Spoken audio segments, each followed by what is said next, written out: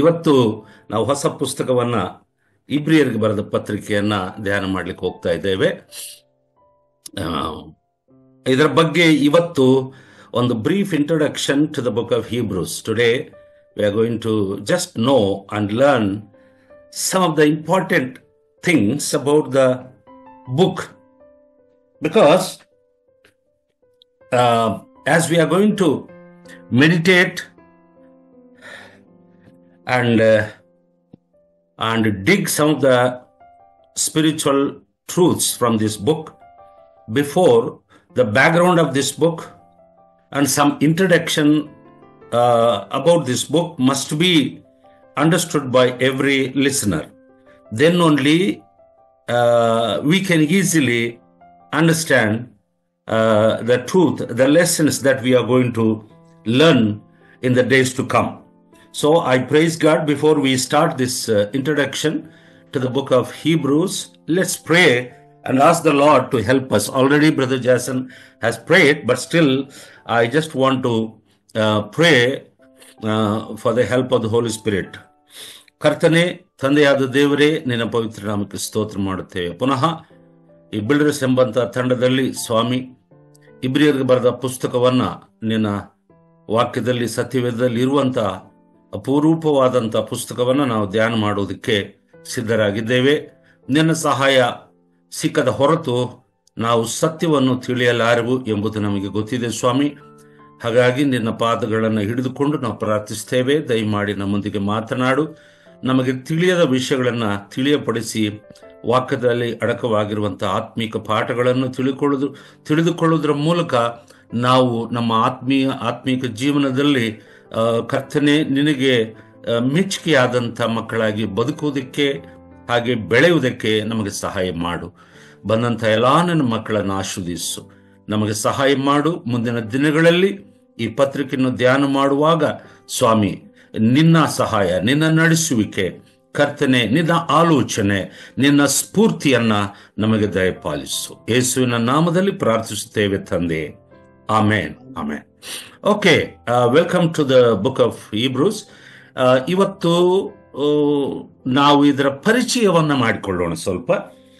ಇಬ್ರಿಯರಿಗೆ ಬರೆದ ಪುಸ್ತಕ ಎಂಬುದು ಹೊಸ ಒಡಂಬಡಿಕೆಯಲ್ಲಿ ಇರುವಂತಹ ಒಂದು ಪುಸ್ತಕ. ಸತ್ಯವೇದದಲ್ಲಿ ಇರುವಂತಹ ಹಲವಾರು ಪುಸ್ತಕಗಳ ಬಗ್ಗೆ ಒಬ್ಬ ಸಾಧಾರಣವಾದಂಥ ವಿಶ್ವಾಸಿ ಅಥವಾ ಕ್ರೈಸ್ತನು ಎಂಥ ಅಭಿಪ್ರಾಯವನ್ನ ಹೊಂದಿದ್ದಾನೆ.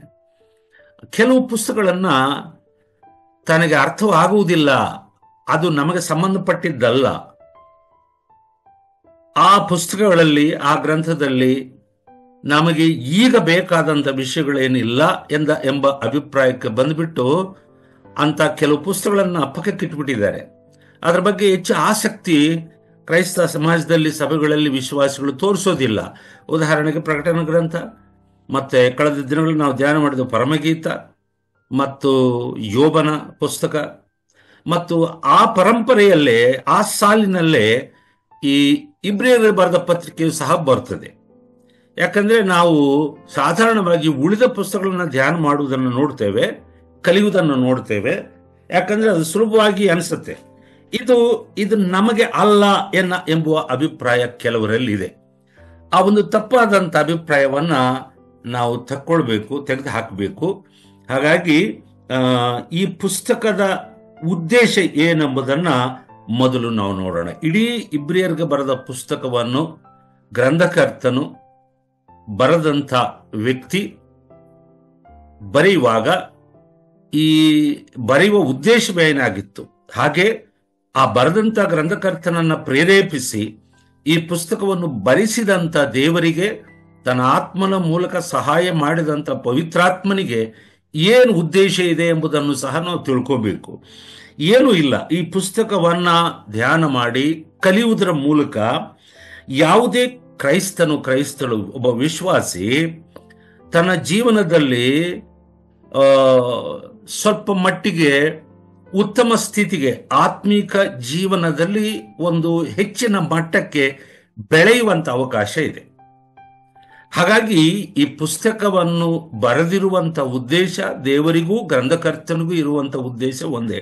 ಏನಂತಂದ್ರೆ, ಈ ಪುಸ್ತಕವನ್ನು ಓದಿ ಅದರ ಸತ್ಯಗಳನ್ನು ಅರ್ಥ ಮಾಡಿಕೊಂಡು ಬದುಕಿನಲ್ಲಿ ಅನ್ವಯಿಸಿಕೊಳ್ಳುವುದರ ಮೂಲಕ ಅಂಥ ವ್ಯಕ್ತಿಗಳು ಉತ್ತಮರಾದಂಥ ಕ್ರೈಸ್ತ ವಿಶ್ವಾಸಿಗಳಾಗಿ ಬದಲಾವಣೆ ಆಗಬಹುದು, ಬೆಳೆಯಬಹುದು.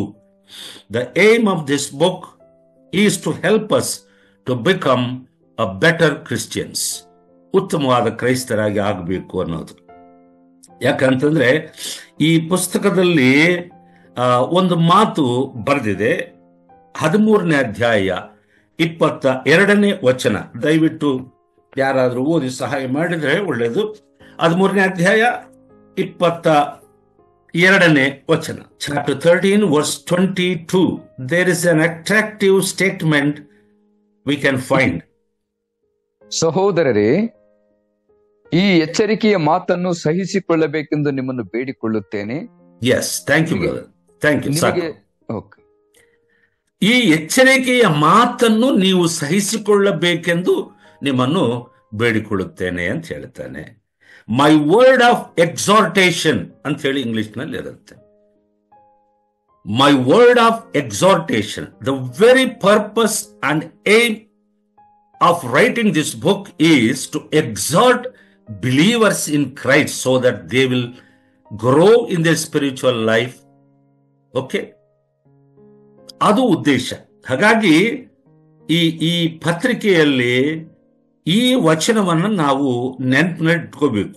ಇಡೀ ಪುಸ್ತಕವನ್ನು ಅಧ್ಯಯನ ಮಾಡೋದ್ರ ಮೂಲಕ ನಮಗೆ ಎಚ್ಚರಿಕೆ ಉಂಟಾಗುತ್ತದೆ, ಆತ್ಮಿಕ ವೃದ್ಧಿ ಉಂಟಾಗುತ್ತದೆ, ಜ್ಞಾನೋದಯ ಉಂಟಾಗುತ್ತದೆ.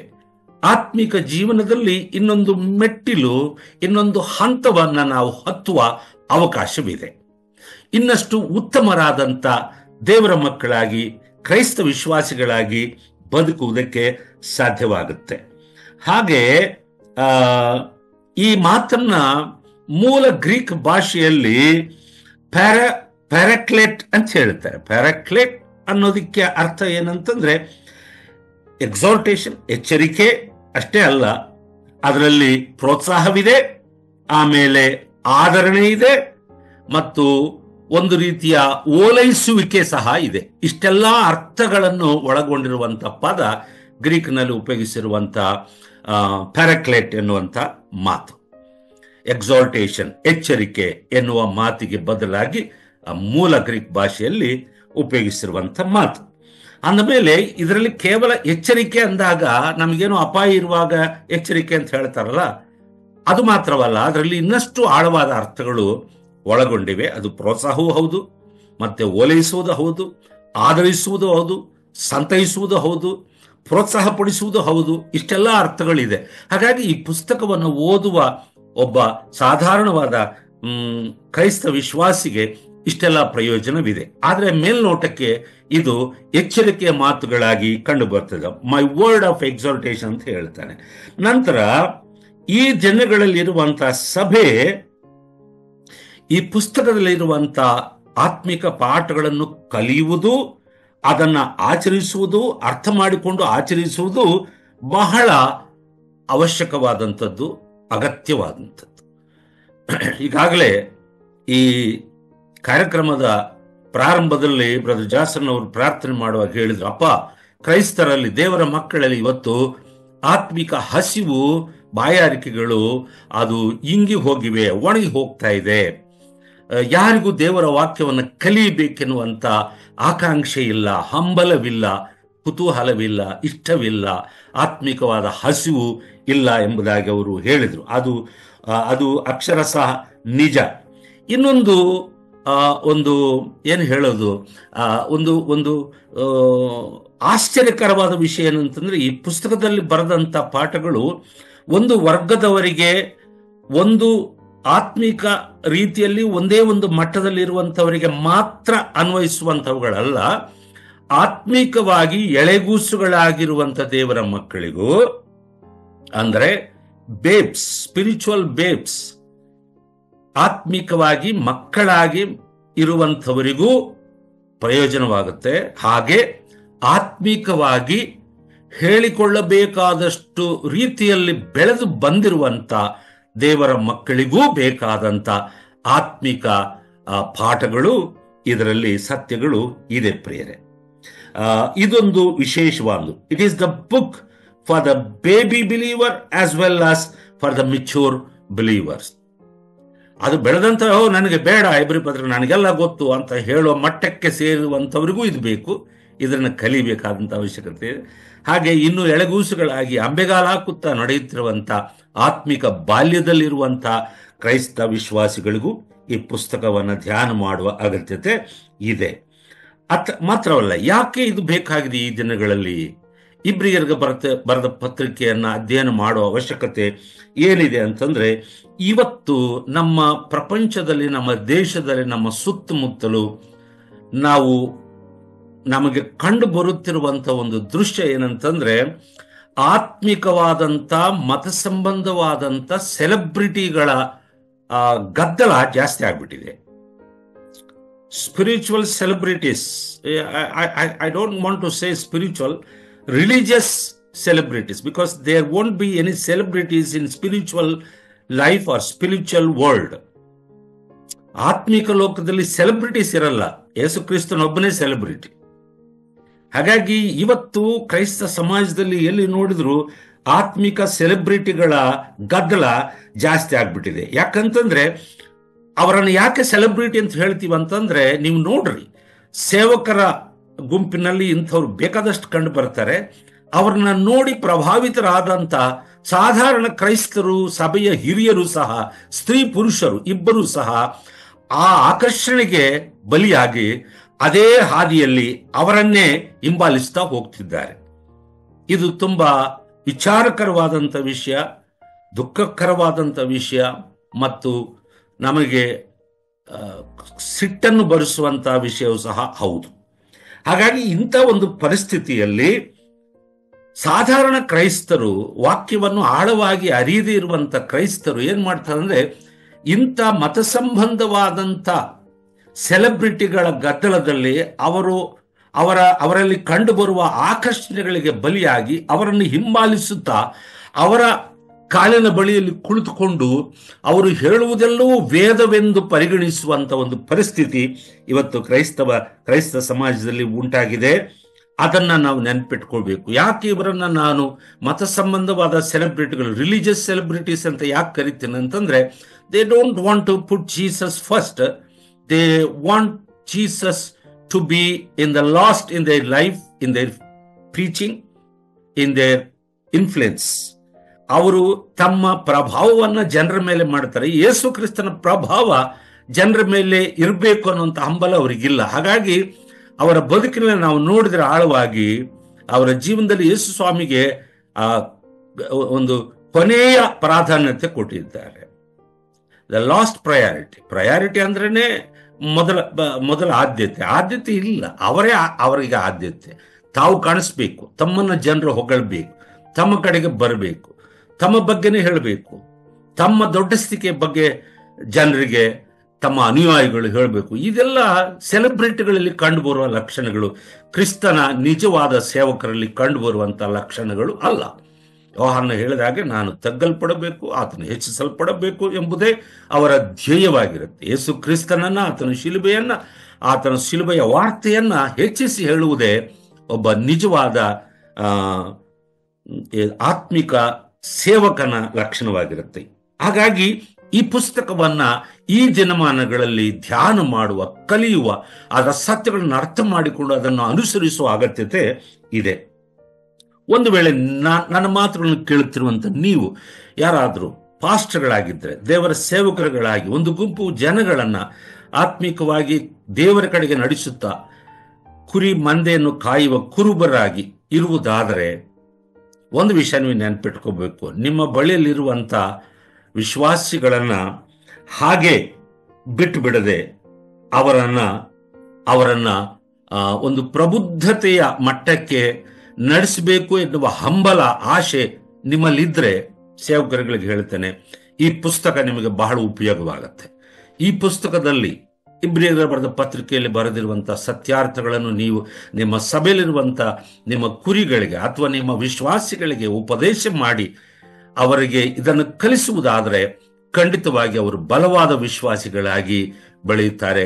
ಪ್ರಬುದ್ಧತೆಯ ಆತ್ಮಿಕ ಪ್ರಬುದ್ಧತೆಗೆ ಅವರು ಸೇರುತ್ತಾರೆ.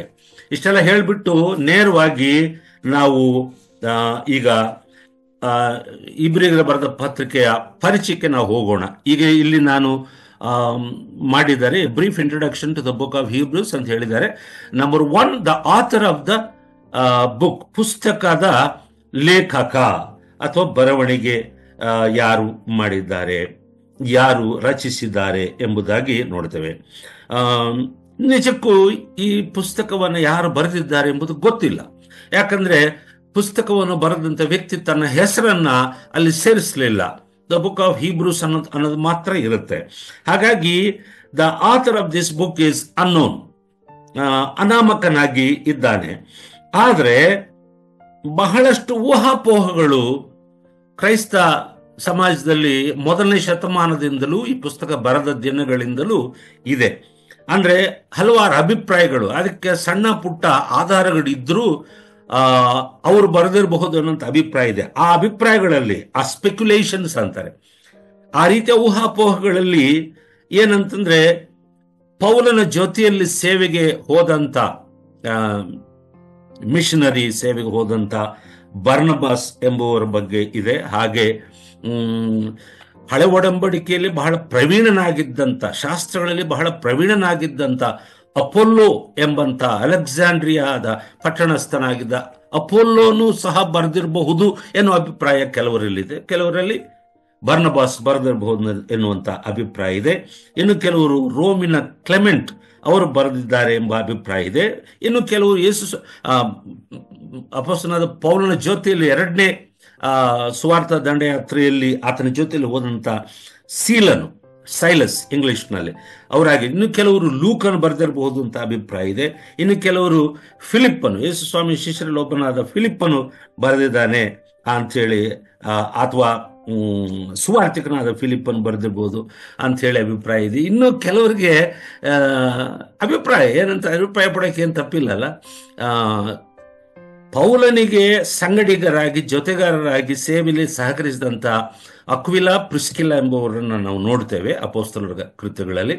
ಅವರಲ್ಲಿ ಪ್ರಿಸ್ಕಿಲ್ಲ ಆಕೆ ಹೆಣ್ಣಾಗಿದ್ರು, ಆಕೆ ಬರೆದಿರಬಹುದು ಎನ್ನುವ ಅಭಿಪ್ರಾಯವು ಕೆಲವರಲ್ಲಿ ಇದೆ.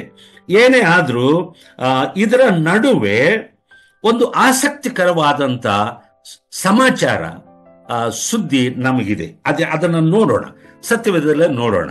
ಏನ್ ಹೇಳ್ತಾರೆ ಈ ಗ್ರಂಥಕರ್ತನ ಪರಿಚಯ ನಮಗೆ ಮಾಡಬೇಕಾದ್ರೆ ಒಂದು ಚಿಕ್ಕ ಕ್ಲೂ ಇದೆ, ಸೂಚನೆ ಇದೆ. ಏನಂದ್ರೆ 2ನೇ ಅಧ್ಯಾಯ ಅದರ 3-4 ವಚನಗಳನ್ನ ನಾವು ಓದೋಣ ಪ್ಲೀಸ್. ನಮ್ಮ ಮುಂದಿಟ್ಟಿರುವ ಈ ಅತ್ಯಂತ ವಿಶೇಷವಾದ ರಕ್ಷಣೆಯನ್ನು ನಾವು ಅಲಕ್ಷ್ಯ ಮಾಡಿದರೆ ತಪ್ಪಿಸಿಕೊಳ್ಳುವುದು ಹೇಗೆ? ಇದು ಕರ್ತನಿಂದ ಮೊದಲು ಹೇಳಲ್ಪಟ್ಟಿತು, ಆತನಿಂದ ಕೇಳಿದವರು ಇದನ್ನು ನಮಗೆ ಸ್ಥಿರಪಡಿಸಿದರು. ನೋಡ್ರಿ, ಥ್ಯಾಂಕ್ ಯು ಬ್ರದರ್. ಇದು ಮೊದಲು ಕರ್ತನಿಂದ ಹೇಳಲ್ಪಟ್ಟಿತು, ನಂತರ ಆತನಿಂದ ಕಲಿತಂಥವರು ಕೇಳಿದಂಥವರು ನಮಗೆ ತಿಳಿಸಿದರು. ಆ ರೀತಿಯಲ್ಲಿ ಈ ಪುಸ್ತಕದಲ್ಲಿ ನಾನು ಬರೆದಿರುವಂತ ಸಂಗತಿಗಳಿಗೆ ಆಧಾರ, ಅದರ ಮೂಲ ಯೇಸು ಕ್ರಿಸ್ತನ ಉಪದೇಶಗಳೇ ಎಂಬುದನ್ನ ಆತನು ಹೇಳ್ತಾನೆ, ಗಟ್ಟಿಯಾಗಿ ಹೇಳ್ತಾನೆ. ಅಷ್ಟು ಮಾತ್ರವಲ್ಲ, I got this information which are written in the book from the people who were around Jesus. ಯೇಸು ಸ್ವಾಮಿಯ ಸುತ್ತಮುತ್ತಲು ಇದ್ದಂತ ವ್ಯಕ್ತಿಗಳಿಂದ, ಅಂದರೆ ಅಪೊಸ್ತಲರ ಮೂಲಕ ನಾನು ಇದನ್ನು ತಿಳಿದುಕೊಂಡಿದ್ದೇನೆ, ನಾವು ಇದನ್ನು ತಿಳಿದುಕೊಂಡಿದ್ದೇವೆ, ಕೇಳಿದ್ದೇವೆ ಎಂಬುದನ್ನು ಆತನು ಪ್ರಸ್ತಾವಿಸ್ತಾನೆ. ಇಲ್ಲಿ ಒಂದು ಚಿಕ್ಕ ಕ್ಲೂ ಏನಂತಂದ್ರೆ, ಈ ಗ್ರಂಥಕರ್ತನಿಗೆ ಅಪೊಸ್ತಲರ ಪರಿಚಯ ಇತ್ತು, ಅವರಿಂದ ಕೇಳಿದ್ದಾನೆ ಎಂಬುದು ದೃಢವಾಗುತ್ತೆ, ಧ್ರುವೀಕರಿಸಲ್ಪಡುತ್ತೆ. ಹಾಗಾಗಿ ಪುಸ್ತಕದಲ್ಲಿ ಬರೆದಿರುವಂತ ಎಲ್ಲ ವಿಷಯಗಳು ದೇವರ ವಾಕ್ಯಕ್ಕೆ, ದೇವರ ಸತ್ಯಕ್ಕೆ, ಕ್ರಿಸ್ತನು ಹೇಳಿದ ಉಪದೇಶಕ್ಕೆ, ಯೇಸು ಕ್ರಿಸ್ತನ ಅಪೊಸ್ತಲರ ಉಪದೇಶಕ್ಕೆ ವಿರೋಧವಾಗಿ ವ್ಯತಿರೇಕವಾದ ಯಾವುದೇ ವಿಷಯಗಳು ಡಾಕ್ಟ್ರಿನಲ್ ಆಗಿ ಉಪದೇಶಕ್ಕೆ ಅನುಸಾರವಾಗಿ ಇಲ್ಲ ಎಂಬುದನ್ನ ಆತನು ಹೇಳ್ತಾನೆ. ಅಂದ್ರೆ ಈ ಗ್ರಂಥಕರ್ತನು ಯೇಸುಸ್ವಾಮಿಯ ಶಿಷ್ಯರನ್ನ ಹತ್ತಿರದಿಂದ ಬಲ್ಲಂಥವನಾಗಿದ್ದನು, ಅವರ ಜೊತೆಯಲ್ಲಿ ತಿರುಗಾಡಿದವನಾಗಿದ್ದನು. ಬಹುಶಃ ಆ ಗುಂಪಿನಲ್ಲಿ 12 ಮಂದಿ ಅಲ್ಲದಿದ್ರು ಮೊದಲನೇ ಶತಮಾನದಲ್ಲಿದ್ದಂಥ ಮೊದಲ ಪಂಕ್ತಿಯ ವಿಶ್ವಾಸಿಗಳಲ್ಲಿ, ದೇವರ ಸೇವಕರುಗಳಲ್ಲಿ, ಸುವಾರ್ತಿಕರಲ್ಲಿ ಒಬ್ಬನಾಗಿರಬಹುದು ಎನ್ನುವ ಅಭಿಪ್ರಾಯವನ್ನ ನಾವು ಅರ್ಥ ಮಾಡ್ಕೋಬಹುದು. ಹಾಗಾಗಿ ಇಲ್ಲಿ ಬರೆದಿರುವಂತ ಎಲ್ಲ ಉಪದೇಶಗಳು ಕ್ರಿಸ್ತನ ಮತ್ತು ಆತನ ಅಪೋಸ್ತಲರ ಉಪದೇಶಕ್ಕೆ ಅನುಸಾರವಾಗಿ ಅವುಗಳ ಉಪದೇಶ ಆಧಾರದ ಮೇಲೆ ಬರೆದಿದ್ದಾರೆ ಎಂಬುದನ್ನು ನಾವು ಅರ್ಥ ಮಾಡ್ಕೋಬೇಕು. ಇದು ಮೊದಲನೇದು, ಗ್ರಂಥಕರ್ತನ ಬಗ್ಗೆ ಇರುವಂತ ಪರಿಚಯ. ನೆಕ್ಸ್ಟ್, ಇದನ್ನ ಯಾರಿಗೆ ಬರೆದಿದ್ದಾನೆ? Who were the recipients of this book? ಯಾರನ್ನ ದೃಷ್ಟಿಯಲ್ಲಿಟ್ಟುಕೊಂಡು ಈ ಪುಸ್ತಕವನ್ನ ಗ್ರಂಥಕರ್ತನು ಬರೆದಿದ್ದಾನೆ? ಒಂದು ವಿಷಯದಲ್ಲಿ ನಾನು ಹೇಳಬೇಕು, ಕ್ಲಿಯರ್ ಮಾಡಬೇಕು. ಗ್ರಂಥಕರ್ತನು ರಚಿಸಿದ್ದಾನೆ, ಲೇಖಕನು ಅಂತ ನಾವು ಹೇಳ್ತಾ ಇದ್ದೇವೆ. ನಮ್ಮ ಉದ್ದೇಶ ಇಷ್ಟೇ. ಈ ಪುಸ್ತಕ ಮಾತ್ರವಲ್ಲ, ಸತ್ಯವೇದದಲ್ಲಿರುವಂಥ ಎಲ್ಲ 66 ಪುಸ್ತಕಗಳು ಪವಿತ್ರಾತ್ಮನಿಂದ ಪ್ರೇರೇಪಿಸಲ್ಪಟ್ಟು ತನ್ನ ಭಕ್ತ ಜನರನ್ನು, ದೇವರ ಆತ್ಮಕ್ಕೆ ಒಳಗಾದಂಥ ವ್ಯಕ್ತಿಗಳನ್ನು ಪವಿತ್ರಾತ್ಮನ ಪ್ರೇರಣೆಯಿಂದ ಸ್ಫೂರ್ತಿ ಕೊಟ್ಟು ಬರೆಸಿರುವಂಥವನು ದೇವರು ಎಂಬುದನ್ನು ನಾವು ಮರಿಬಾರದು. The person who has scribbled this book or entire scripture may be a person, a human being, but the Spirit and the inspiration directly came through the Holy Spirit by God. ದೇವರಿಂದ ತನ್ನ ಪವಿತ್ರಾತ್ಮನ ಮೂಲಕ ಬರೆದಿದ್ದಾನೆ. ಹೀಗೆ ಇಬ್ರಿಯರಿಗೆ ಬರೆದ ಪುಸ್ತಕವನ್ನು ಸಹ ನಾವು ಹೀಗೆ ಅಂಗೀಕಾರ ಮಾಡಬೇಕು. ಹಾಗಾಗಿ ಅದು ದೇವರ ವಾಕ್ಯವಾಗುತ್ತೆ, ದೇವರ ಶಾಸ್ತ್ರವಾಗುತ್ತೆ. ಅದನ್ನ ನೆನ್ಪಿಟ್ಕೊಳ್ಬೇಕು. ಈಗ ಇದನ್ನು ಯಾರಿಗೆ ಬರೆದಿದ್ದಾನೆ? The book title bears the traditional Greek title to the Hebrews. ಏನು ಹೇಳೋದು, ಸಾಂಪ್ರದಾಯಿಕವಾದಂಥ ಗ್ರೀಕ್ ಸಂಸ್ಕೃತಿಯ ಅಥವಾ ಸಂಪ್ರದಾಯದ ಪ್ರಕಾರವಾಗಿ ಇದರ ಶೀರ್ಷಿಕೆ ಟು ದ ಹೀಬ್ರೂಸ್ ಅಂತ ಹೇಳಿ ಬರೆದಿದೆ. ಅಂತಂದ್ರೆ ಯಾರಿಗೆ ಅದು? ಇಬ್ರಿಯರಾದಂಥವರು ಯೇಸು ಕ್ರಿಸ್ತನ ಸುವಾರ್ತೆಯನ್ನು ಕೇಳಿ ಕ್ರಿಸ್ತನನ್ನ ನಂಬಿ ದೀಕ್ಷಾಸ್ನಾನ ಮಾಡಿಸಿಕೊಂಡು ವಿಶ್ವಾಸಿಗಳಾಗಿ ಸಭೆಯಾಗಿ ನಂಬಿಕೆಯಲ್ಲಿ ಮುಂದುವರಿಯುತ್ತಾ ಇರುವಂತ ಇಬ್ರಿಯ ವಿಶ್ವಾಸಿಗಳಿಗೆ ಬರೆದಿದ್ದಾನೆ. ಅವರನ್ನ ದೃಷ್ಟಿಯಲ್ಲಿ ಇಟ್ಟುಕೊಂಡು ಬರೆದಿದ್ದಾನೆ. ಕಾರಣ ಏನು ಅನ್ನೋದನ್ನ ನಾವು ನಂತರ ತಿಳಿದುಕೊಳ್ತೇವೆ. ನಂತರ ತಿಳ್ಕೊಳ್ಳೋಣ. ಏನಂದ್ರೆ ಇದು ಯಾವಾಗ ಬರೆದ್ರು? ಇಲ್ಲೊಂದು ಸಣ್ಣ ಕ್ಲೂ ಇದೆ. ಈ ಪುಸ್ತಕ ರಚಿಸಿದಂತ ಕಾಲ ಯಾವುದು? ಡೇಟ್ ಹೆಚ್ಚು ಕಡಿಮೆ ಕ್ರಿಸ್ತ ಶಕ 67 ಮತ್ತು 69 ನಡುವೆ ಬರೆದಿರಬಹುದು ಎನ್ನುವಂತ ಅಭಿಪ್ರಾಯ ಹೆಚ್ಚಿನ ಜನರಲ್ಲಿ, ಹೆಚ್ಚಿನ ಪಂಡಿತರಲ್ಲಿ ಇದೆ. ಯಾಕೆ ಅಂತಂದ್ರೆ use of the present tense in some of the scripture portion in the same book. ಇಬ್ರಿಯರಿಗೆ ಬರೆದ ಪತ್ರಿಕೆಯಲ್ಲಿ ಕೆಲವು ವಚನಗಳಲ್ಲಿ ಆ ಲೇಖಕನು ಬರೆಯುವಾಗ ವರ್ತಮಾನ ಕಾಲವನ್ನು ದೃಷ್ಟಿಯಲ್ಲಿ ಇಟ್ಟುಕೊಂಡು ವರ್ತಮಾನ ಕಾಲಕ್ಕೆ ಸಂಬಂಧಿಸಿದ ಹಾಗೆ ಬರುವಂತಹ ಅರ್ಥವನ್ನ ತನ್ನ ಬರವಣಿಗೆಯಲ್ಲಿ ಬರೀತಾನೆ. ಯಾವಾಗಲೂ ಕಳೆದು ಹೋದ ಭೂತಕಾಲದ ಬಗ್ಗೆ ಅಥವಾ ಬರಲಿಕ್ಕಿರುವ ಭವಿಷ್ಯತ್ತಿನ ಬಗ್ಗೆ ಅಲ್ಲದೆ ತಾನಿರುವ ಆ ಪ್ರಸ್ತುತ ಕಾಲದಲ್ಲಿ contemporary in is time, contemporary time ಬರುವಂತೆ ಆತನು ಬರೆದಿದ್ದಾನೆ. ಉದಾಹರಣೆಗೆ 5ನೇ ಅಧ್ಯಾಯ 1ರಿಂದ 4 ತನಕ ಓದೋದು ಬೇಡ, ನಮಗೆ ಟೈಮ್ ಇಲ್ಲ. ನಂತರ ನೀವು ನೋಟ್ ಮಾಡಿಕೊಂಡ್ರೆ ಅದನ್ನ ನೀವು ನೋಡಬಹುದು. ಅಲ್ಲೊಂದು ಸಣ್ಣ ಕ್ಲೂ ಏನಂತಾನೆ, 5ನೇ ಅಧ್ಯಾಯ 1ರಿಂದ 4 ತನಕ, ಹಾಗೆ 7ನೇ ಅಧ್ಯಾಯ 21, 23, 27, 28 ಈ ವಚನಗಳು ಸಹ ವರ್ತಮಾನ ಕಾಲದ ಅರ್ಥ ಬರುವ ಹಾಗೆ ಬರೆದಿದ್ದಾನೆ. ಮತ್ತೆ 8ನೇ ಅಧ್ಯಾಯ 3ರಿಂದ 5 ತನಕ ಸಹ ನಾವು ನೋಡುತ್ತೇವೆ. 13ನೇ ಅಧ್ಯಾಯದಲ್ಲಿ ಸಹ ಕೆಲವು ಸೂಚನೆಗಳು ನಮಗೆ ಇದೆ. ಇದೆಲ್ಲವೂ ಸಹ ನಮಗೆ ಹೇಳುವುದೇನಂತಂದ್ರೆ, ಈ ಪುಸ್ತಕ ಬರೆದ ದಿನಗಳಲ್ಲಿ, ಆ ಕಾಲದಲ್ಲಿ ಯೆರೂಸಲೇಮಿನಲ್ಲಿ ಮತ್ತು ಪಾಲಸ್ತೀನ್ ದೇಶದಲ್ಲಿ ಯಹೂದ್ಯರ ನಡುವೆ ಈ ಏನು ಹೇಳೋದು, ಯಾಜಕ ಕಾರ್ಯಕಲಾಪಗಳು, ಯಾಜಕ ಪ್ರೇಷಿತ ಕಾರ್ಯಕಲಾಪಗಳೆಲ್ಲವೂ ಇನ್ನೂ ಅದನ್ನು ನಡೆಸ್ತಾ ಇದ್ರು ಅವರು. ಅದೇನು ಅಬಾಲಿಷ್ ಆಗಿರಲಿಲ್ಲ. ಯಜ್ಞ ಯಾಗಾದಿಗಳು, ಬಲಿ ಕರ್ಮಕಾಂಡಗಳು, ನೈವೇದ್ಯಗಳು, ಅರ್ಪಣೆಗಳು ಇವೆಲ್ಲವೂ ಸಹ ದೇವಾಲಯದಲ್ಲಿ ನಡೆಯುತ್ತಾ ಇದ್ದವು. ಯಾಜಕರು ತಮ್ಮ ವೃತ್ತಿಯನ್ನ, ತಮ್ಮ ಕೆಲಸವನ್ನ ಮಾಡ್ತಾ ಇದ್ರು. ಅದೆಲ್ಲವನ್ನು ನಡೆಸಿಕೊಂಡು ಬಂದಿದ್ದಾರೆ. This would definitely suggest that the Levitical priesthood and sacrificial systems were still in operation at the time when this book was written. ಈ ಪುಸ್ತಕ ಬರೆಯುವ ಕಾಲದಲ್ಲಿ ಇನ್ನೂ ಯೆರೂಸಲೇಮಿನಲ್ಲಿ ಅವೆಲ್ಲವೂ ನಡೆಯುತ್ತಾ ಇದ್ದವು. ತದನಂತರ ಕಾಲದಲ್ಲಿ ಅವೆಲ್ಲವೂ ನಿಂತು ಹೋದವು. ಇದನ್ನು ದೃಷ್ಟಿಯಲ್ಲಿಟ್ಟುಕೊ. ಯಾಕೆ ನಾನೀಗ ಹೇಳುವಾಗ ಕೆಲವರಿಗೆ ಇಬ್ರಿಯರಿಗೆ ಬರೆದ ಪತ್ರಿಕೆ ಪರಿಚಯ ಇರುವಂತಹ ವ್ಯಕ್ತಿಗಳಿಗೆ ಅರ್ಥ ಆಗುತ್ತೆ. ಅನೇಕ ಅಧ್ಯಾಯಗಳಲ್ಲಿ ಮೋಶೆ ಧರ್ಮಶಾಸ್ತ್ರದ ಕುರಿತಾಗಿ ಮತ್ತು ದೇವರು ಆಜ್ಞಾಪಿಸಿದಂಥ ಯಜ್ಞ ಯಾಗಾದಿಗಳ ನಿಯಮಾವಳಿಗಳನ್ನು ಪ್ರಸ್ತಾವಿಸ್ತಾನೆ. ಅದರಲ್ಲಿರುವಂಥ ಉಪಕರಣಗಳನ್ನು, ದೇವದರ್ಶನದ ಗುಡಾರವನ್ನು, ಅದರ ಉದ್ದೇಶವನ್ನು ಮತ್ತು ಉಪಕರಣಗಳನ್ನು, ಅದರಲ್ಲಿರುವಂಥ ವಸ್ತುಗಳನ್ನು, ಮತ್ತೆ ಯಾಜಕೋದ್ಯೋಗ ನಡೆಸುತ್ತಿರುವಂಥ ಹಿನ್ನೆಲೆ ಏನಾಗಿತ್ತು, ಅದರ ಉದ್ದೇಶ ಯಾಕೆ ದೇವರು ಇದನ್ನೆಲ್ಲ ಮಾಡಲಿಕ್ಕೆ ಹೇಳಿದನು, ಇವೆಲ್ಲವನ್ನ ಆತ್ಮೀಕ ರೀತಿಯಲ್ಲಿ ವಿವರಿಸಿ ಹೇಳುವಂಥ ಪ್ರಯತ್ನ ಇಬ್ರಿಯರಿಗೆ ಬರೆದ ಪತ್ರಿಕೆಯಲ್ಲಿ ನಾವು ಸ್ಪಷ್ಟವಾಗಿ ನೋಡ್ತೇವೆ. ಹಾಗಾಗಿ ನಾವು ನೋಡಿಕೊಂಡು ಇದುವರೆಗೆ the author of the book, ನಾವು ಯಾರು ಅಂತ ನಿರ್ದಿಷ್ಟವಾಗಿ ಗೊತ್ತಿಲ್ಲದಿದ್ರು ಯಾರು ಅನ್ನೋಂಥ ಒಂದು ಸೂಚನೆ ನಮಗೆ ಸಿಕ್ಕಿದೆ. ಮತ್ತು ರಿಸಿಪಿಯೆಂಟ್ಸ್ ಆಫ್ ದ ಬುಕ್ ಯಾರು ಸ್ವೀಕರಿಸಿದ್ದಾರೆ ಪುಸ್ತಕವನ್ನ, ಸ್ವೀಕೃತಕರ್ತರು ಅಂತ ಹೇಳಿ ಇಲ್ಲಿ ಇದೆ.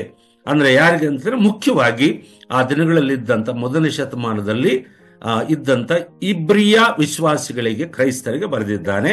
ಆದರೆ ಅಷ್ಟು ಮಾತ್ರಕ್ಕೆ ಅದು ಸೀಮಿತವಾಗಿಲ್ಲ. ಈ ಪುಸ್ತಕ 2000 ವರ್ಷಗಳಿಂದ ಅದು ಈಗಲೂ ಹೊಸದಾಗಿ ಎಲ್ಲ ಕಾಲದಲ್ಲಿರುವಂಥ ಎಲ್ಲ ದೇವರ ಮಕ್ಕಳಿಗೆ ಅನ್ವಯಿಸುವಂತ ಅಗತ್ಯವಿರುವಂಥ ಪುಸ್ತಕವಾಗಿ ಈಗಲೂ ದೇವರ ಆತ್ಮನು ಉಪಯೋಗಿಸ್ತಿದ್ದಾನೆ. ನಮಗೂ ಸಹ ಅದು ಬೇಕು. ಸಭೆ ಇರುವವರೆಗೆ ಪುಸ್ತಕವು ನಮಗೆ ಬೇಕು. ಮೂರನೇ ನಾವು ನೋಡಿಕೊಂಡು ಡೇಟ್ ಆಫ್ ದಿ ಬುಕ್, ಪುಸ್ತಕದ ದಿನಾಂಕ, ಅದನ್ನು ನಾವು ನೋಡಿದ್ವಿ AD 67, 69. ಮತ್ತು ಅದಕ್ಕೆ ಕೆಲವು ಆಧಾರಗಳಿದೆ. ಪ್ರಸ್ತುತ ಕಾಲವನ್ನು ದೃಷ್ಟಿಯಲ್ಲಿ ಇಟ್ಕೊಂಡು ಹೇಳಿದ್ದಾನೆ. ಮತ್ತು ಯಾಜಕತ್ವಕ್ಕೆ ಸಂಬಂಧಪಟ್ಟಂತ ಅರ್ಪಣೆಗಳು, ಬಲಿ ಕರ್ಮಕಾಂಡಗಳು, ಯಜ್ಞ ಯಾಗಾದಿಗಳು ನಡೆಯುತ್ತಾ ಇದ್ದವು ಎನ್ನುವುದನ್ನು ಸಹ ನಾವು ಈ ಪತ್ರಿಕೆಯಲ್ಲಿ ನೋಡಬಹುದು. ಮಾತ್ರವಲ್ಲ, ಇಲ್ಲಿ ಇನ್ನೊಂದು ವಿಷಯವನ್ನು ನೆನಪು ಮಾಡ್ಕೋಬೇಕು. ನಮ್ಗೆ ಗೊತ್ತಿದೆ, ಚರಿತ್ರೆ ಹೇಳುವ ಪ್ರಕಾರ, ನಮ್ಮೆಲ್ಲರಿಗೂ ಗೊತ್ತಿರೋ ಪ್ರಕಾರ, ಕ್ರಿಸ್ತಶಕ 70ರಲ್ಲಿ ರೋಮಾ ಸಾಮ್ರಾಜ್ಯದ ಒಬ್ಬ ಜನರಲ್ ಟೈಟಸ್ ಎನ್ನುವಂಥ ವ್ಯಕ್ತಿ ನಂತರ ಕಾಲದಲ್ಲಿ ಆತನು ಚಕ್ರವರ್ತಿಯಾಗಿ ರೋಮ್ ಸಾಮ್ರಾಜ್ಯಕ್ಕೆ ಚಕ್ರವರ್ತಿ ಆಗ್ತಾನೆ. ಟೈಟಸ್ ವೆಸ್ಪೇಸಿಯನ್ ಅನ್ನುವಂಥ ವ್ಯಕ್ತಿ AD 70 ಕ್ರಿಸ್ತಶಕ 70ರಲ್ಲಿ ದಂಡೆತ್ತಿ ಬಂದು ಯೆರೂಸಲೇಮನ್ನ ಪಾಳು ದಿಬ್ಬೆಯನ್ನಾಗಿ ಮಾಡಿ, ಅದನ್ನ ಸುಟ್ಟು ಕರಕಲಾಗಿ ಮಾಡಿ ಎಲ್ಲವನ್ನು ದೋಚಿಕೊಂಡು ಹೋಗ್ತಾನೆ. ಅನೇಕ ಯಹೂದ್ಯರು, ಲಕ್ಷಾಂತರ ಮಂದಿ ಯಹೂದ್ಯರು ಕೊಲ್ಲಲ್ಪಡುತ್ತಾರೆ. ಒಂದು ಕತ್ತಲೆಯ ಒಂದು ಚರಿತ್ರೆ ಪಾಲಸ್ತೀನ್ ದೇಶ, ಮುಖ್ಯವಾಗಿ ಯೆರೂಸಲೇಮ್ ಪಟ್ಟಣಕ್ಕೆ, ಯಹೂದ್ಯರಿಗೆ. ಅದು ನಡೆದದ್ದು ಕ್ರಿಸ್ತಶಕ 70.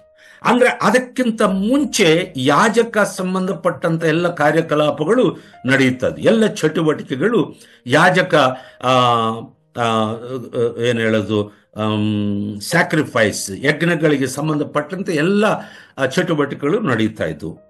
ಆದರೆ 70ರ ನಂತರ ಅದು ನಡೆದ ಹಾಗೆ ಪುರಾವೆಗಳು ಇಲ್ಲ.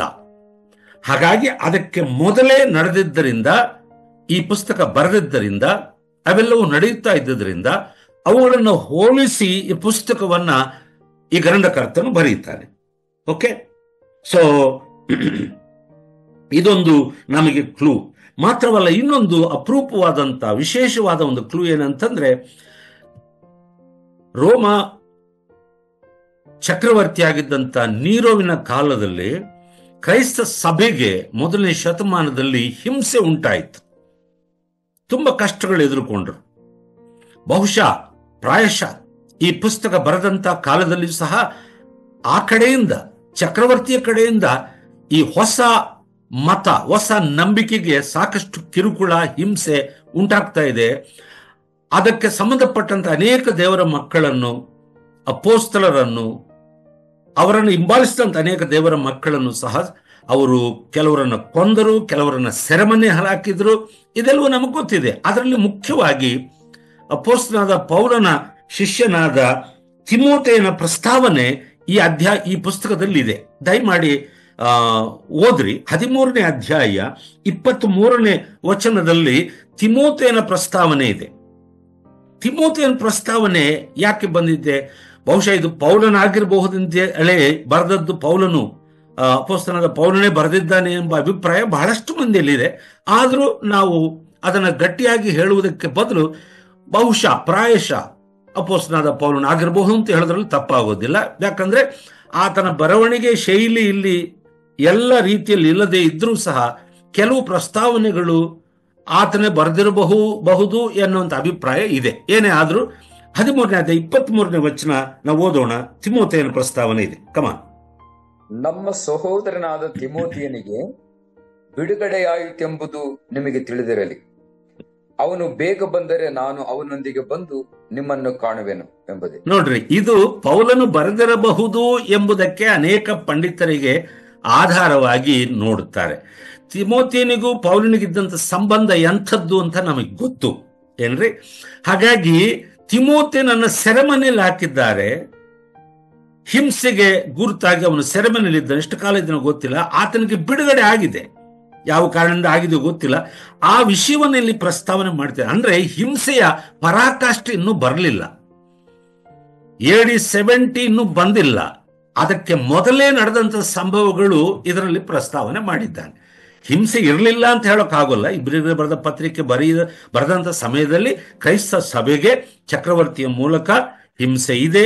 ಅನೇಕರು ಕೊಲ್ಲಲ್ಪಟ್ಟರು, ಸೆರೆಮನೆಯಲ್ಲಿ ಹಾಕಲ್ಪಟ್ಟರು. ಯಾರಾದರೂ ಕ್ರಿಸ್ತನಿಗೆ ನಾನು ಸಂಬಂಧಪಟ್ಟವರು ಅಂತ ಹೇಳಿದ್ರೆ ಬಹಳ ಕೀಳಾಗಿ ನೋಡಿ ಅವರನ್ನ ಕೊಲ್ಲುವುದಕ್ಕೂ ಹಿಂಸಿಸುವುದಕ್ಕೂ ಅವರಿಗೆ ಇದ್ದಂತ ಹಕ್ಕುಗಳನ್ನ ಕಸಿದುಕೊಳ್ಳುವುದಕ್ಕೂ ಅವರು ಹಿಂಜರಿಲಿಲ್ಲ. ಯಾರು ಸರ್ಕಾರದಲ್ಲಿದ್ದಂಥ ಅಧಿಕಾರದಲ್ಲಿದ್ದಂಥ ಚಕ್ರವರ್ತಿಗಳು. ಅದನ್ನ ನಾವು ನೋಡ್ಬೋದು. ಅಂದ್ರೆ ಒಂದು ರೀತಿಯಲ್ಲಿ ಯಹೂದ್ಯ ನಾಯಕರಿಂದ, ಹಿರಿಯರಿಂದ, ಮತ ಸಂಬಂಧವಾದಂಥ ನಾಯಕರಿಂದ ಹಿಂಸೆ ಇದೆ ಮತ್ತು ಸರ್ಕಾರದಿಂದ, ಆಡಳಿತದಿಂದ, ಅಧಿಕಾರದಿಂದ, ಚಕ್ರವರ್ತಿ ಕಡೆಯಿಂದಲೂ ಅವರಿಗೆ ತೊಂದರೆ ಇತ್ತು. ಇದೆಲ್ಲ ನಾವು ನೋಡ್ಕೋಬಹುದು. ಆಮೇಲೆ ಕೊನೆಯದಾಗಿ ಈ ಪುಸ್ತಕವನ್ನು ಬರೆದಂತ ಉದ್ದೇಶ ಮತ್ತು ಇದರ ಮುಖ್ಯವಾದ ಅಂಶ, the purpose and the theme of this book. The author wrote this epistle to prevent his readers from abandoning their faith in Christ. ಕ್ರಿಸ್ತ ನಂಬಿಕೆಯಿಂದ ಕೆಲವು ಇಬ್ರಿಯ ಹಿನ್ನೆಲೆಯ ವಿಶ್ವಾಸಿಗಳು ನಂಬಿಕೆಯನ್ನು ಬಿಟ್ಟು ಹೋಗಬೇಕು, ಹಿಂಜರಿತಾ ಇದ್ರು. ಇದು ಯಾಕೋ ನಾವು ಧರ್ಮಶಾಸ್ತ್ರಕ್ಕೆ ವಿರೋಧವಾಗಿ ಇದ್ದ ಹಾಗೆ ಕಾಣಿಸ್ತಾ ಇದೆ. ಇದು ಈ ಮಾರ್ಗ, ಈ ನಂಬಿಕೆ ಒಂದು ವೇಳೆ ದೇವರಿಗೆ ಸಿಟ್ಟಾಗಬಹುದು. ನಾವು ಇಬ್ರಿಯರಲ್ಲವೇ, ಅಬ್ರಹಾಮನ ಸಂತಾನದವರಲ್ಲವೇ, ನಾವು ಯಹೂದ್ಯರಲ್ಲವೇ, ನಾವು ಈ ಹೊಸ ಮಾರ್ಗವನ್ನ ಒಂದು ವೇಳೆ ಯೇಸು ಸ್ವಾಮಿಯ ಮೂಲಕವೇ ಇದು ಬಂದಿದ್ರು ಸಹ ಇದು ಎಷ್ಟರ ಮಟ್ಟಿಗೆ ನಿಜ, ಇದಕ್ಕೆ ಇಷ್ಟೊಂದು ಹಿಂಸೆ ಬರ್ತಾ ಇದೆಯಲ್ಲ, ಹೀಗೆ ಕಳವಳ ಪಟ್ಟವರನ್ನ ಅವರು ಬಿಟ್ಟು ಹೋಗಬೇಕು ಅನ್ನೋಂಥ ಆಲೋಚನೆಯಲ್ಲಿ ಇದ್ರು. ವಿಶ್ವಾಸದಿಂದ ಅನೇಕ ಇಬ್ರಿಯ ಹಿನ್ನೆಲೆಯ ವಿಶ್ವಾಸಿಗಳು, ಕ್ರೈಸ್ತರು ಹಿಂಜರಿಯುತ್ತಾ ಇರುವ ಹಿನ್ನೆಲೆಯಲ್ಲಿ ಈ ಗ್ರಂಥಕರ್ತನು ಅವರನ್ನು ಹುರಿದುಂಬಿಸುತ್ತಾ ಅವರಿಗೆ ಹೇಳುತ್ತಾ, ಧರ್ಮಶಾಸ್ತ್ರವಾಗಲಿ, ಮೋಶೆಯಾಗಲಿ, ದೇವರು ಇಟ್ಟಂತ ಎಲ್ಲ ಕಟ್ಟಳೆಗಳು, ಕೊಟ್ಟಂತ ನಿಯಮಾವಳಿಗಳೆಲ್ಲವೂ ಕ್ರಿಸ್ತನ ಮಾರ್ಗಕ್ಕೆ, ಸುವಾರ್ತೆಗೆ, ನಿಮ್ಮ ನಂಬಿಕೆಗೆ ವಿರುದ್ಧವಾದದ್ದಲ್ಲ. ಅದು ದೇವರು ಅದನ್ನ ಅಪ್ರೂವ್ ಮಾಡಿದ್ದಾನೆ, ದೇವರು ಅದು ಅನುಮತಿಸಿರುವಂತ ವಿಷಯವೇ ಎಂಬುದನ್ನ ಅವರಿಗೆ ತಿಳಿಯೇ ಹೇಳುವುದಕ್ಕಾಗಿ ಬಹಳಷ್ಟು ಪ್ರಯತ್ನ ಪಟ್ಟು ಈ ಪತ್ರಿಕೆಯನ್ನು ಬರೆದಿದ್ದಾನೆ. ಮುಂದಿನ ದಿನಗಳಲ್ಲಿ ನಾವು ಅದನ್ನು ಧ್ಯಾನ ಮಾಡುವಾಗ ಈ ವಿಷಯಗಳು ನಮ್ಗೆ ಗೊತ್ತಾಗುತ್ತೆ. ಹಾಗಾಗಿ ಅವರು ವಿಶ್ವಾಸದಿಂದ, ನಂಬಿಕೆಯಿಂದ ಹಿಂದೆ ಹೋಗುತ್ತಿರುವಾಗ ಬಿಟ್ಟು ಬಿಡಬೇಕು ಅಂತ ಹೇಳಿ ಕೆಲವರು ಬಿಟ್ಟು ಹೋದ್ರು. ಅವರಿಗೆ ಹೇಳ್ತಾನೆ. ಅದಕ್ಕೆ ಆಧಾರವಾಗಿ ಮತ್ತೊಂದು ವಚನ ಓದೋಣ. 2ನೇ ಅಧ್ಯಾಯ, ಇಬ್ರಿಯರಿಗೆ ಬರೆದ ಪತ್ರಿಕೆ 2ನೇ ಅಧ್ಯಾಯ, ಇಬ್ರಿಯರಿಗೆ ಬರೆದ ಪತ್ರಿಕೆ 2ನೇ ಅಧ್ಯಾಯ, ಅದರ 1ರಿಂದ 4 ತನಕ ಓದೋಣ. ಆದುದರಿಂದ ನಾವು ಕೇಳಿದ ಸಂಗತಿಗಳಿಗೆ ತಪ್ಪಿ ಹೋದೆವೆಂದು ಭಯಪಟ್ಟು ಅವುಗಳಿಗೆ ಹೆಚ್ಚಾಗಿ ಲಕ್ಷ್ಯ ಕೊಡುವವರಾಗಿರಬೇಕು. ಯಾಕಂದರೆ ದೇವದೂತರ ಮೂಲಕ ಹೇಳಲ್ಪಟ್ಟ ವಾಕ್ಯವು ಸ್ಥಿರವಾಗಿದ್ದು ಅದನ್ನು ಮೀರಿ ಮಾಡಿದ ಪ್ರತಿಯೊಂದು ತಪ್ಪಿಗೂ ಅವಿಧೇಯತ್ವಕ್ಕೂ ನ್ಯಾಯವಾದ ಪ್ರತಿಫಲ ಉಂಟಾದ ಮೇಲೆ ನಮ್ಮ ಮುಂದಿಟ್ಟಿರುವ ಈ ಅತ್ಯಂತ ವಿಶೇಷ ರಕ್ಷಣೆಯನ್ನು ನಾವು ಅಲಕ್ಷ್ಯ ಮಾಡಿದರೆ ತಪ್ಪಿಸಿಕೊಳ್ಳುವುದು ಹೇಗೆ? ಇದು ಕರ್ತನಿಂದ ಮೊದಲು ಹೇಳಲ್ಪಟ್ಟಿತು ಎಂಬುದೇ. Okay, thank you brother. ನೋಡಿದ್ರ, ಇದು ಇದು ಇದು ವಿಶೇಷವಾದ ರಕ್ಷಣೆ, ಇದು ಗ್ರೇಟ್ ಸಾಲ್ವೇಷನ್. ಇದು ಹಗುರವಾಗಿ ನೋಡುವಂತ ಮಾರ್ಗವಲ್ಲ, ವಿಶ್ವಾಸವಲ್ಲ. ಕ್ರಿಸ್ತನಲ್ಲಿ ಆತನ ಸುವಾರ್ತೆಯ ಮೂಲಕ ದೇವರನ್ನ ನಂಬಿ ಆತನ ಮಾರ್ಗದಲ್ಲಿ ನಡೆಯುವುದಂದ್ರೆ ಅದು ಹಗುರವಾದದ್ದಲ್ಲ. ನೀವು ತಪ್ಪು ಮಾಡಿದ್ದೇವೆನ್ನುವಂತ ಅಭಿಪ್ರಾಯಕ್ಕೆ ಬರುವುದು ಸರಿಯಲ್ಲ. ಯಾಕಂದ್ರೆ ಇದು ದೇವರಿಂದ ಮೊದಲು ಕೊಡಲ್ಪಟ್ಟದ್ದು ಎಂಬುದನ್ನ ಆತನು ಧ್ರುವೀಕರಿಸಿ ಅವರನ್ನ ಪ್ರೋತ್ಸಾಹಿಸಿ ಈ ಏನು ಹೇಳೋದು, ಯಹೂದ್ಯ ಹಿನ್ನೆಲೆಯಿಂದ ಬಂದಂತ ವಿಶ್ವಾಸಿಗಳಾದ ಸಹೋದರ ಸಹೋದರಿಯರನ್ನ ಹಿಂದೆ ಹೋಗದ ಹಾಗೆ, ನಂಬಿಕೆಯಿಂದ ಹಿಂಜರಿಯದೆ ಅವರು ಪುನಃ ಹಳೆಯ ಧರ್ಮಶಾಸ್ತ್ರಕ್ಕೆ ದಾಸರಾಗಿ ಆಳುಗಳಾಗಿ ಬದಲಾಗುವುದು ಬೇಡ ಎಂಬುದನ್ನು ಹೇಳುತ್ತಾ ಅದಕ್ಕೆ ಆಧಾರವಾಗಿ ಅನೇಕ ರುಜುವುಗಳನ್ನು ಕೊಡ್ತಾನೆ. ಧರ್ಮಶಾಸ್ತ್ರದಲ್ಲಿ ಹೇಳಲ್ಪಟ್ಟಂತ ನಾವು ಹಳೆ ಒಡಂಬಡಿಕೆಯಲ್ಲಿ ನೋಡುವಂತ ದೇವರ ಭಕ್ತರುಗಳೆಲ್ಲ ನಾಯಕರೆಲ್ಲರಿಗಿಂತಲೂ ಅತ್ಯುತ್ತಮವಾದಂಥವನು, ಶ್ರೇಷ್ಠನಾದಂಥವನು ಯೇಸು ಕ್ರಿಸ್ತನು ಎಂಬುದನ್ನ ಇಡೀ ಪುಸ್ತಕದಲ್ಲಿ ಪದೇ ಪದೇ ಈ ಗ್ರಂಥಕರ್ತನು ಹೇಳ್ತಾನೆ. ಆ ರೀತಿಯಲ್ಲಿ ಹಿಂಜರಿದು ವಿಶ್ವಾಸದಿಂದ ಹಿಂದಕ್ಕೆ ಹೋಗುವ ನಿರ್ಣಯ ಮಾಡಿಕೊಂಡಂತ ಹೆಬ್ರಿ ಕ್ರೈಸ್ತರನ್ನ ಪ್ರೋತ್ಸಾಹಿಸಿ ಬರೆಯುವುದೇ ಇದರ ಉದ್ದೇಶವಾಗಿತ್ತು. ಅದು ಅದರ ಮುಖ್ಯವಾದ ಅಂಶ. ಇದರಲ್ಲಿ ಇಡೀ ಪುಸ್ತಕದಲ್ಲಿ ಕಂಡು ಬರುವಂತ ಮುಖ್ಯವಾದ ಮಾತು, ಪದ, the key word we find in this entire book. What is that? ಯಾವುದು ಮುಖ್ಯವಾದ ಪ್ರಧಾನವಾದ ಮಾತು? ಮಾತಿಗೆ ಬರುವಂಥದ್ದು ಬೆಟರ್ ಎನ್ನುವಂಥದ್ದು.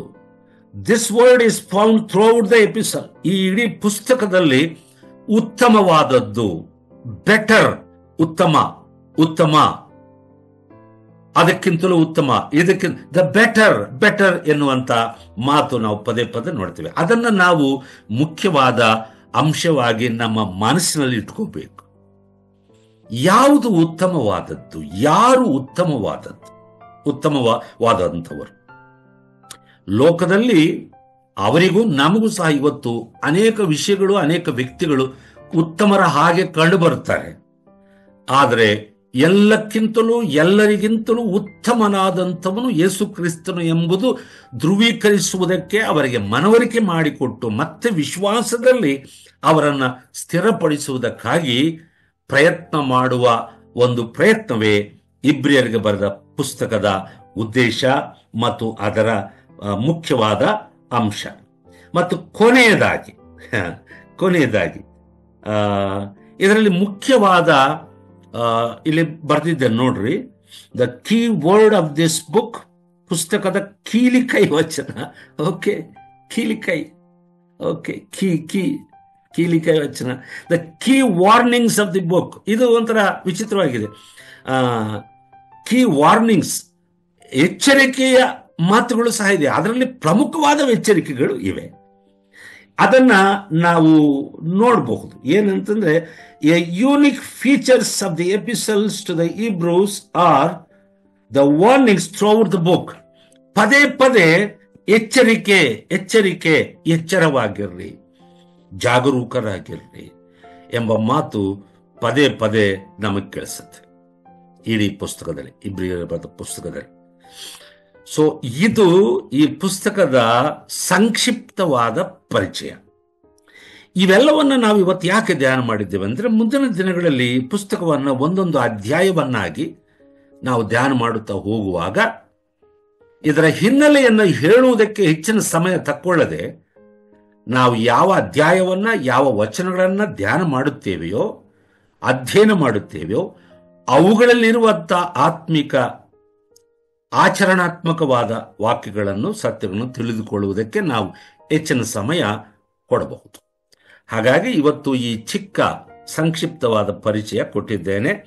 ಮುಂದಿನ ದಿನಗಳಲ್ಲಿ ಈ ಇಬ್ರಿಯರಿಗೆ ಬರೆದ ಪತ್ರಿಕೆಯನ್ನ ನಾವು ಅಧ್ಯಯನ ಮಾಡುವಾಗ ಆಳವಾಗಿ ಅಥವಾ ಪೂರ್ತಿಯಾಗಿ ಸವಿವರವಾಗಿ ಒಂದೊಂದು ವಚನದ ಎಲ್ಲ ವಿವರಗಳನ್ನು ನಾವು ಕಲಿಯುವುದಕ್ಕೆ ಹೋಗುವುದಿಲ್ಲ, ಎಲ್ಲ ವ್ಯಾಖ್ಯಾನಗಳನ್ನು ಕಲಿಯುವುದಕ್ಕೆ ಹೋಗುವುದಿಲ್ಲ. ಆದರೆ ನಮಗಿರುವ ಸಮಯ ಸ್ವಲ್ಪ ಆಗಿರೋದ್ರಿಂದ ನಾವು ಕಲಿಯುವಂಥ ಅಧ್ಯಾಯದ ಪ್ರಮುಖವಾದ ವಿಷಯಗಳನ್ನು ಮಾತ್ರ, ಅದರ ಒಂದು ರೂಪುರೇಖೆಗಳನ್ನು ಕೂಲಂಕುಷವಾಗಿ ನಮಗೆ ಅರ್ಥ ಮಾಡಿಕೊಂಡು, ಒಂದು ಸಾರಿ ಇಬ್ರಿಯರಿಗೆ ಬರೆದ ಪತ್ರಿಕೆಯ ಸಾರಾಂಶ ಇದು, ಇದರಲ್ಲಿ ಬರೆದಿರುವಂಥ ಅಂಶಗಳ ಉದ್ದೇಶ ಇದು ನನಗೆ ಇಂತಿಂಥ ಉಪಯೋಗಗಳನ್ನು ತರುತ್ತದೆ ಎಂಬ ಕಲಿವಿಕೆ ಅಷ್ಟು ಕಲ್ತ್ರೆ ನಾವು ಸಾಕು. ಈ ಇಬ್ರಿಯರಿಗೆ ಬರೆದ ಪತ್ರಿಕೆಯ ಅಧ್ಯಯನ ನಮಗೆ ಖಂಡಿತವಾಗಿ ಆಶೀರ್ವಾದವನ್ನು ಕೊಡುತ್ತೆ. ಹಾಗಾಗಿ ನಿಮ್ಮೆಲ್ಲರ ಸಹಕಾರವನ್ನು ಸಹ ನಾನು ಎದುರು ನೋಡುತ್ತೇನೆ. ನಿಮ್ಮ ಸ್ನೇಹಿತರಿಗೆ ಪರಿಚಯ ಮಾಡಿರಿ. ಸಾಧ್ಯವಿದ್ದರೆ ಬಂದಂಥವರು ಇದು ಯೂಟ್ಯೂಬ್ನಲ್ಲಿ ಅಪ್ಲೋಡ್ ಮಾಡಲಿಕ್ಕಿದ್ದಾರೆ, ಆದರೆ ನಾವು ಕಲಿಯುವಂಥ ವಿಷಯಗಳು ನೋಟ್ ಮಾಡಿಕೊಳ್ಳಬೇಕೆಂದು ಇಷ್ಟಪಡುವಂಥವರು ನಾವು ಇದನ್ನು ನೋಟ್ ಮಾಡ್ಕೋಬೇಕು. ಒಂದು ಸಣ್ಣ ಪುಸ್ತಕ, ಒಂದು ಪೆನ್ ಇಟ್ಕೊಂಡ್ರೆ ಮುಂದಿನ ದಿನಗಳಲ್ಲಿ ಈ ಅಧ್ಯಯನವು ಸುಲಭವಾಗಿ ನಾವು ನಡೆಸ್ಕೊಳ್ಳೋಕೆ ಸಾಧ್ಯ ಆಗುತ್ತೆ. ಮತ್ತು ಇದರಲ್ಲಿ ಕಲಿಯುವ ವಿಷಯಗಳು ನಿಮ್ಮ ಬಳಿಯಲ್ಲಿರ್ತವೆ ಪುಸ್ತಕದ ರೂಪದಲ್ಲಿ, ನೀವು ನೋಟ್ ಮಾಡಿಕೊಂಡ್ರೆ ಆ ಅಂಶಗಳನ್ನು, ಆ ಪಾಯಿಂಟ್ಗಳ ಮೇಲೆ ಇತರರಿಗೆ ನೀವು ಉಪದೇಶ ಮಾಡಬಹುದು, ಇತರರನ್ನ ಎಚ್ಚರಿಸಬಹುದು. ಯಾವುದಾದ್ರೂ ಸಮಯದಲ್ಲಿ ನೀವು ಈ ಅಧ್ಯಯನಕ್ಕೆ ಅವಕಾಶ ಸಿಕ್ಕಿದ್ರೆ ನಿಮಗೆ ಅಧ್ಯಯನ ಮಾಡುವುದಕ್ಕೆ ಇದು ಸುಲಭವಾಗುತ್ತೆ. ಹಾಗಾಗಿ ಬೇರೆ ಬೇರೆ ಕಡೆಯ ಬೇರೆ ಬೇರೆ ಮೂಲಗಳಿಂದ ನಾವು ಇದನ್ನೆಲ್ಲ ಕ್ರೋಢೀಕರಿಸಿ ನಮಗೆ ತಿಳಿಸುವ ಪ್ರಯತ್ನ ಮಾಡ್ತೇವೆ, ಕಲಿಸುವ ಪ್ರಯತ್ನ ಮಾಡ್ತೇವೆ. ಹಾಗಾಗಿ ನಾವೆಲ್ಲರೂ ಒಟ್ಟಿಗೆ ಸೇರಿ ಈ ಪುಸ್ತಕದಲ್ಲಿರುವಂಥ ಆತ್ಮಿಕ ಪಾಠಗಳನ್ನು ಮುಂದಿನ ದಿನಗಳಲ್ಲಿ ಕಲಿಯೋಣ. ಆ ರೀತಿಯ ಸಹಾಯವನ್ನ ದೇವರು ನಮಗೆ ಮಾಡಲಿ ಎಂಬ ಒಂದು ಆಶೆಯೊಂದಿಗೆ, ಅಪೇಕ್ಷೆಯೊಂದಿಗೆ ನಿಮ್ಮೆಲ್ಲರಿಗೂ ವಂದನೆ ತಿಳಿಸಿ ನಾನು ಈ ಮಾತನ್ನು ಮುಗಿಸ್ತೇನೆ. Let's pray. ಪ್ರೀತಿಯ ತಂದೆಯಾದ ದೇವರೇ, ನಿನ್ನ ಪವಿತ್ರ ನಾಮಕ್ಕೆ ನಾವು ಸ್ತೋತ್ರ ಮಾಡುತ್ತೇವೆ. ನಾವು ಮುಂದಿನ ದಿನಗಳಲ್ಲಿ ಅಧ್ಯಯನ ಮಾಡಬೇಕೆಂದು ತೀರ್ಮಾನಿಸಿರುವಂಥ ಇಬ್ರಿಯರಿಗೆ ಬರೆದ ಪತ್ರಿಕೆಯ ಪರಿಚಯ ಮಾತುಗಳನ್ನು ಸಂಕ್ಷಿಪ್ತವಾಗಿ ನಾವು ಕಲಿಯುವಂತೆ, ತಿಳ್ಕೊಳ್ಳುವಂತೆ ನನ್ನ ವಾಕ್ಯದ ಮೂಲಕ ಸಹಾಯ ಮಾಡಿದ್ದಕ್ಕಾಗಿ ಸ್ತೋತ್ರ. ಇವತ್ತು ಇಬ್ರಿಯರಿಗೆ ಬರೆದ ಪತ್ರಿಕೆಯನ್ನ ಕೇಳುವುದಕ್ಕೆ, ಕಲಿಯುವುದಕ್ಕೆ ಆಸಕ್ತಿಯನ್ನು ತೋರಿಸಿ ಮುಂದೆ ಬಂದಂತ ಎಲ್ಲಾ ನನ್ನ ಮಕ್ಕಳಿಗಾಗಿ ಸ್ತೋತ್ರ, ನನ್ನ ಸೇವಕರುಗಳಿಗಾಗಿ ಸ್ತೋತ್ರ. ಅವರನ್ನು ಆಶೀರ್ವದಿಸು ಸ್ವಾಮಿ. ನಾವು ಕಲಿಯುವ ಮುಂದಿನ ದಿನಗಳಲ್ಲಿ ನಾವು ಕಲಿಯುವ ಈ ಪತ್ರಿಕೆಯ ಆತ್ಮಿಕ ಪಾಠಗಳ ಮೂಲಕ ನಾವು ಮೊದಲು ಪ್ರೋತ್ಸಾಹಿಸಲ್ಪಟ್ಟು ನಾವು ತಿಳ್ಕೊಂಡು ಆತ್ಮಿಕವಾಗಿ ಬೆಳೆದು ನಂತರ ನಮ್ಮಿಂದ ಈ ಸತ್ಯಾರ್ಥಗಳು ಇತರರಿಗೆ ಸ್ವಾಮಿ ತಿಳಿಸಲ್ಪಟ್ಟು ಅವರು ಸಹ ಆತ್ಮಿಕವಾದ ಪ್ರಯೋಜನವನ್ನು ಹೊಂದುವ ಹಾಗೆ ಸಹಾಯ ಮಾಡು. ನಮ್ಮನ್ನು ಉಪಯೋಗ ಮಾಡು. ಮುಂದಿನ ದಿನಗಳಲ್ಲಿ ನಮಗೆ ಸಹಾಯ ಮಾಡು. ಎಲ್ಲ ಸ್ತುತಿ, ಘನ, ಮಾನ, ಮಹಿಮೆ ನಿನಗೆ ಸಲ್ಲಿಸ್ತೇವೆ. ಯೇಸು ಸ್ವಾಮಿ ಹೆಸರಿನಲ್ಲಿ ಪ್ರಾರ್ಥಿಸಿ ಬೇಡಿಕೊಳ್ಳುತ್ತೇವೆ ತಂದೆ. ಆಮೇನ್, ಆಮೇನ್.